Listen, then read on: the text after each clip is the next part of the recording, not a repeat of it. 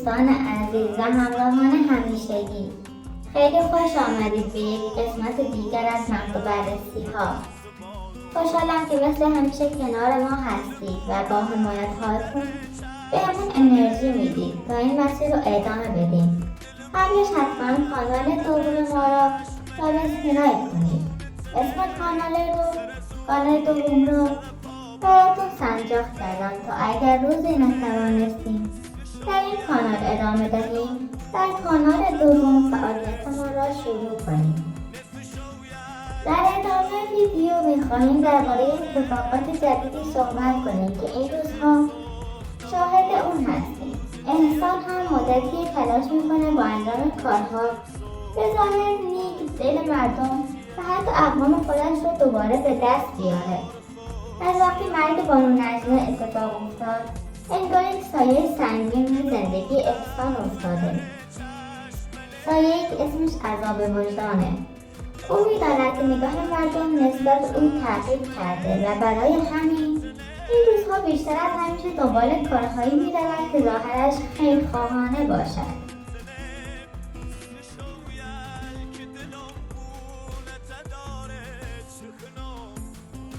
خیلی ها فکر میکنن بیشتر برای شهرت و جلب توجه انجام شده، یعنی در واقع کمک به آزادی زندانیان، چون همه میدانند انسان بدون حساب و کتاب قدمی بر نمیدارد.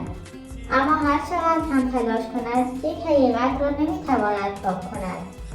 مرگ نجمه با هیچ کار نمایشی فراموش نمیشود، نه برای مردم، نه برای خانواده نجمه و حتی برای خودش. در ادامه همراه ما باشید.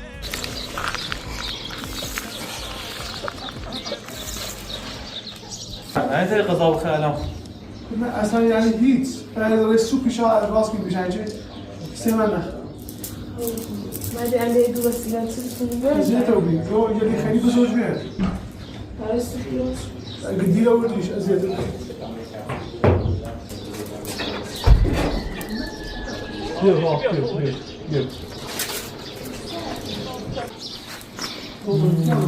الله يجازيك تمام موفق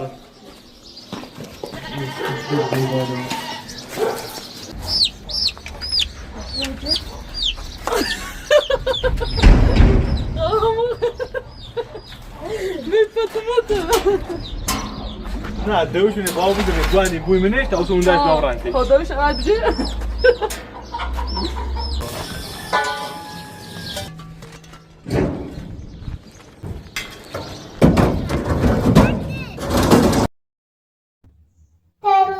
اخیر احسان وقتی وارد صحنه‌های فیلم می شود همیشه ابتدا همراه بچه‌ها قدم به تصویر می‌گذارد. انگار می‌خواهد از همان ثانیه اول دل بینندگان را نرم کند و خودش را فرد دلسوز و مهربان نشان دهد. اما پشت این ظاهر آرام ماجراهای دیگری هم وجود دارد. احسان مدتی است که با سر و صدا اعلام کرده چند زندانی را آزاد کرده، کاری که در ظاهر بسیار خیرخواهانه به نظر میرسه، اما همه میدانند که این خانواده چقدر خسیس هستند و هیچ وقت بدون حساب و کتاب قدمی بر نمیدارند. این حرکت هم بیشتر برای شهرت جلب توجه انجام شده، نه از سر دلسوزی واقعی. با این حال احسان برای این نمایش بزرگ حتی با رئیس زندان و فرمانداری نردگان صحبت کرده و درخواست آزادی چند زندانی را داده تا این کار را به نام خودش ثبت کند و محبوبیت بیشتری به دست بیاورد. اما هر چقدر هم تلاش کند یک حقیقت را نمیتواند تغییر بدهد. نجمه هرگز او را نمیبخشد. زخمی که در دل او مانده با هیچ نمایش و هیچ کار نمایشی درمان نمیشود. روزی خواهد رسید که احسان باید پاسخ تمام رفتارهایش را بدهد، مخصوصا رفتارهایی که نسبت به نجمه داشته و او را در سخت‌ترین روزهای زندگی‌اش تنها گذاشته بود. در این میان نقش آریا و جانبیبی هم کمرنگ نیست. آنها نیز در حق نجمه رفتار خوبی نداشتند و حالا هر چقدر هم در فیلم‌ها نقش مظلوم و بیگناه بازی کنند، حقیقت پشت پرده را نمی‌توانند پنهان کنند. بینندگان شاید ظاهر را ببینند، اما وجدان انسان‌ها همیشه حقیقت را یاد می‌آورد. این روزها هر کدام از آنها تلاش می‌کنند با صحنه‌سازی، گریه‌های مصنوعی و نمایش‌های حساب شده چهره‌ای متفاوت از خودشان نشان دهند. اما گذشته‌ای که با عید مهدی ساخته شده باشد با چند حرکت نمایشی پاک نمی‌شود. میری تابای بوش ماش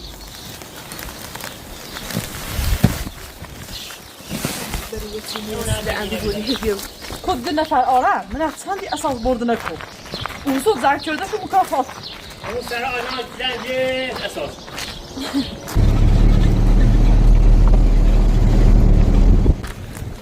ایسو من برکون دا نه قده بگو اون گو ایسو من استیت دیا های تو که الان من نگیم میکنم بالا ایتی که نسر کدای تو چوبی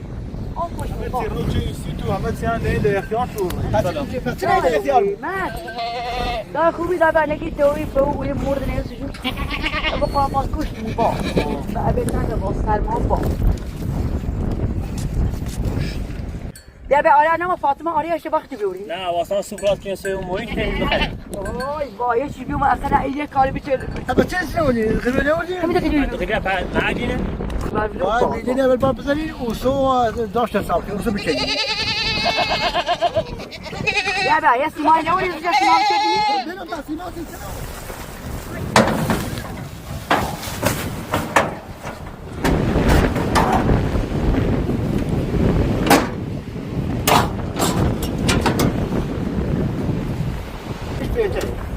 من رو به جلو دهیدان سال انگلیسیلو سر بالا نمیشه که یاد حساب کنیم ها یا فانسی تو اگه اصلا میخوام یه زمین شایلو انا شفت بايو اسمه فانا بده خسارا يسيو یکی چند بار جره ولی یکی که دو بار قشنگ کامل جره با نیست مارو را نهی مثلا یه پشت این بورو پشت رو برو یه پشتش کنار ما یه تایی اول کلیو اول همه نودا میره پاکان بیرون او یه اولو بالای دوش یا سبای ننش ایره و همه چایی لیزن باش کار باش میکنی یوسی نرده دوم در ادامه ماجرا شیروان و جانبیبی طوری نقش بازی میکنند که انگار خودشان کوچ کرده اند و گله را با زحمت فراوان به این منطقه آورده اند. اما واقعیت چیز دیگری است. آنها دو کارگر سابق دارند که هر ماه حقوقشان را میگیرند و تمام کارهای گله‌داری را انجام میدهند. فقط زمانی که شیروان و جانبیبی میخواهند تلاش و سختی را به مخاطب نشان دهند به محل می آیند. چند ساعت جلوی دوربین می ایستند و وانمود می کنند که همه این کارها بر دوش خودشان است. در همین زمان کارگرها پنهان می شوند تا در فیلم دیده نشوند و داستان ساختگی خراب نشود. بعد از چند ساعت فیلمبرداری تمام صحنه‌ها را به چند بخش تقسیم می کنند تا بتوانند هفته 3 بار به این مکان بیایند و فیلم جدید منتشر کنند. معمولا در یک روز حدود 8 ساعت ضبط انجام می شود. و از دل همین 8 ساعت نزدیک به 7 ویدیو آماده می شود. سپس هر روز یکی از آنها را منتشر می کنند تا مخاطب فکر کند هر روز در حال کار و تلاشند. این روند کاملا برنامه‌ریزی شده است. از زمان حضور، نوع نقش‌ها، پنهان کردن کارگرها تا تقسیم بندی ویدیوها، همه چیز طوری طراحی شده که مخاطب باور کند آنها شبانه روز در حال زحمتند، در حالی که بخش اصلی کار را افراد دیگری انجام می‌دهند که دارند به پرن خدمت می‌کنند و این خانواده فقط برای ضبط صحنه‌های نمایشی به محل می‌آیند. بس عملتي؟ جوزش دروي؟ باوا كنا يجي زمولي خاقو بيشي دبرات يجي زمولي سنة یه چیزی نمیشه تفسیر نه همه چه هر جلی بریم لا شال بجا چی میگه کنه سه کنه سيتنا سيف خوش زور داره ایگه نسه بیا بشین دست که زیودی دام بهانه بگیرم بیا این داره دفعه دیگه خیلی نره مورد کار بیا علی تو اتنی بیه بیشتر مثلا بنشینش بهتری من نیدم چی بودو دست هم جمعه که باید نداره منه خب همه بود یا اتنی بیه گفته اتنی میشه شما مصافی کنید چطور که نداره دیگه تا اینی همون چی نداشتی همون پناه رو داشتم موسیقی همون زمان فرستم تو چه یه بدایت جریو آخه چه کلمه بداید تا برا اون در ادامه ماجرا وقتی جان بیبی با تیانا صحبت می کند ناخواسته یک موضوع مهم را لو می دهد. او با خیال راحت توضیح می دهد که اطراف اینجا خانه هایی است که بچه های کوچکشان به پدر و مادرشان کمک می کنند. اما اگر دقیق نگاه کنیم متوجه می شیم این خانه ها در واقع خانه های همان کارگرهایی هستند که سالهاست برای پرنت کار می کنند و ماهانه دستمزد خود را می گیرند. البته از موقعی برای پرنت کار می کنند که کانال یوتیوبشان به درآمد رسیده. جان بیبی بدون اینکه متوجه باشه پرده واقعی خودش را برمی دارد که همیشه سعی کرده پنهانش کند. واقعیتی که نشان می دهد این خانواده تنها نیستند و بخش بزرگی از کارها را کارگران زحمتکش انجام می دهند نه خودشان. نکته جالب اینجاست که برخی از حرفهایشان یا درست ترجمه نمی کنند یا عمدن نصف نیمه می گویند تا مخاطب متوجه اصل ماجرا نشود. اما اگر با دقت گوش کنیم می بینیم جانبی گاهی جملاتی می گوید که همه چیز را لو می دهد. جملاتی که باید با دقت شکارشان کرد تا بتوانیم حقیقت پشت این نمایش را برای شما ترجمه و روشن کنیم. این بخش از گفتگو نشان می‌دهد که پشت ظاهر ساده و بی‌آلایششان داستان دیگری جریان دارد. داستانی که فقط با دقت، توجه و تحلیل می‌توان آن را فهمید.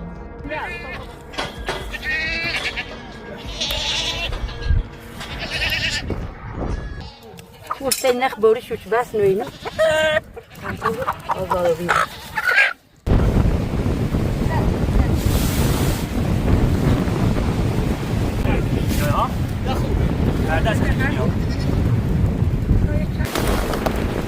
دا قشنگ چی کدولی دار؟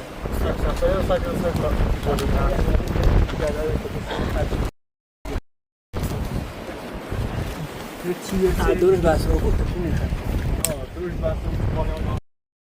تا برد بیام برام سرش از این طوری خواب بروز بینیم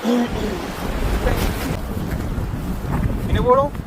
همین دفعه دویده بگوه بعد آخر چی ببینید نه سیدی بیدا آخری کاری صاف بید صاف خوری بیا برشد مری تا بکنه تام نه بسیاری خوستن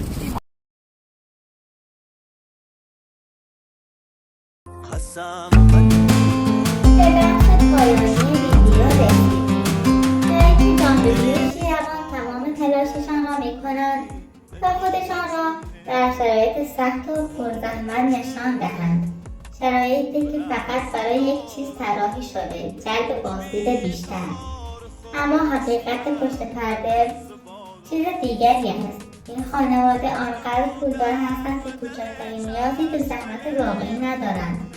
برای هر کاری که در ویدیو ببینید از قبل کارگر استخدام کردند، از نگهداری گله گرفته تا کارهای روزمره. آنچه جلوی دروغی میبینید فقط یک نمایش حساب شده است، نه واقعیت زندگیشان. آنها با دقت و برنامه‌ریزی جلو میآیند، لباس کار میپوشند، چند حرکت نمایشی انجام میدهند، طوری رفتار میکنند که انگار تمام بار زندگی روی دوش خودشان است. اما در واقعیت کارگران پشت صحنه همه چیز را آماده میکنند و درست زمانی که ضبط شروع میشود اسباب دوربین ناپدید میشوند تا داستان ساختگی خراب نشود. در این میان مهدی هم باید نقش خودش را درست بازی کند، طوری که بیننده باور کند او واقعا دارد به خانواده کمک میشود. از زمان حضور نوع دیالوگ‌ها، تقسیم بندی ویدیوها و نحوه بازی کردن هر عضو خانواده. هدف فقط یک چیز است، اینکه شما فکر کنید آنها شبانه روز در حال تلاشند، در حالی که واقعیت کاملا متفاوت است. در پایان از شما که همیشه ما را حمایت میکنید تشکر میکنم. برای تک تک شما آرزوی سلامتی دارم و ممنونم که همیشه به ما توجه میکنید و از واقعیت عقب نیستید. تا ویدیوی بعدی، خدا نگهدار.